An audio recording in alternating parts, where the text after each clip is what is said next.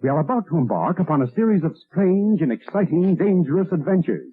Adventures that will lead us to all parts of the world. Hello and welcome to another Bad Comic Review. This time we're looking at Captain America Issue 1. This is from the 2025 series, which is Legacy number 772, according to the cover. This is written by Chip Zdarsky, art by Valerio Schiti, color art by Frank Martin, letters by VC's Joe Caramagna, cover and recap art page by Ben Harvey. I actually have the Retro Vision variant cover by Nick Bradshaw. And I have to admit, the colors are really good, and the shield looks good, but Captain America's posing is incredibly stiff looking, and it looks like an action figure that was drawn to page, and a little bit of disproportionality around the neck area, so his head looks like he either has a hunchback or his neck is almost non-existent. So I'm not super impressed with that. I do like the little standing Captain America image off to the side, but that should have been up in the upper corner, like the old trade dress. But that's just me, I suppose. We start off with some redhead kid watching 9/11, and then we jump into the Steve Rogers story where he is attempting to stop someone from committing an act of terror at the UN. Now, effectively, this issue is updating the Captain America story so that he was thawed out from the ice after 9/11. So this is during the War on Terror. And of course, instead of a Muslim extremist, they have a blonde white guy who's actually a military vet who's suffering from some sort of post-traumatic stress disorder. Is that not the most cliched storyline you could come up with? An American war vet with PTSD? As if that is every single vet ever? There's no depth to that story anymore. They just sort of use it as a cliche, which really minimizes the suffering of the soldiers that actually have PTSD, and also makes it look like every soldier has PTSD. It's really, really lazy at this point. Not knowing what else to do, Cap decides to work for General Ross and basically re-enlist in the army. So he is going to go on a mission against Dr. Doom, and he decides to talk to Reed Richards because Richards obviously has some background with Doom, and that's really about all you're going to get. There's this one action scene with a mentally unstable US soldier, because we can't get away from that lazy cliche ever, and it's never actually going to be somebody that is really likely to commit an act of terror on American soil. We do get this subplot about this redhead kid, and he's grown up now and he's a soldier. We also learn that there is a continuing chain of Captain Americas, apparently, but with Steve Rogers back, he is of course the original, and we don't know if these others have super soldier training or what. It's just sort of alluded to that there is some sort of training program that's very, very similar. So whether or not they're able to replicate the formula or not, it remains to be seen. Overall, I thought it was pretty well written for what it was, but again, I'm kind of tired of lazy cliches in comics all the time. But this is definitely an improvement over Zdarsky's Batman work, at least so far. It's barely a story. It's definitely chapter 1 of a trade paperback, so you might want to wait and pick it up that way. Because it's $6, it's definitely not worth $6. The art is okay, the coloring's really good, and they do some good job with lighting, but it's not enough to hide the flaws in the art, which are that it's hyper simplistic and often people's faces look uncanny valley. And of course it follows a lot of manga cliches with action lines and people constantly rubbing their neck when they're feeling awkward, I guess. And that always strikes me as weird, because you don't see that very often in real life where people are just rubbing their neck when they're like, oh gee whiz, I'm a little uncomfortable. That's very weird. So I don't know if all artists are closeted recluses who don't actually encounter people, or everybody they encounter is an anime weirdo, but it's a little tiresome. So overall, I would say it's dollar bin material, but it's at least pretty well done, but I wouldn't pay more than $1 for it if I were to buy it again. $6 is an outrageous price for mediocre art with good coloring and lighting, and an okay story that is just obviously chapter 1, because it's very bloated with extra dialogue. A lot of the information about Dr. Doom he could have gotten from a file, but that's kind of boring to look at, watch somebody read files or videos, but it just seemed like there was a lot of padding in here with extra dialogue. And of course, they have to follow through with the modern Marvel necessity of sitting at a bar or a restaurant and having a long conversation, because because padding is the name of the game, and you can't possibly have a modern comic without people eating and drinking. This is not a typical Marvel book. It is slightly better written, and there is some action. It's just full of a lot of cliches from other Marvel books and movies, so it didn't have anything new or inspiring here. Maybe issue 2 will be better. I already purchased that one, so we'll see how that goes, but I'm not having a lot of hope for the series. It's well done for what it is overall, but it's just more of the same, and it's not that exciting. So if you pick it up for more than $1, you're probably going to feel a little cheated. That's going to do it for this one. Thank you so much for listening and supporting the channel. If you enjoyed the episode, please hit the like button, and don't forget to subscribe so you don't miss future reviews. If you'd like to help the channel out in other ways, links are in the description to various support methods, and as always, we hope to see you on the next one.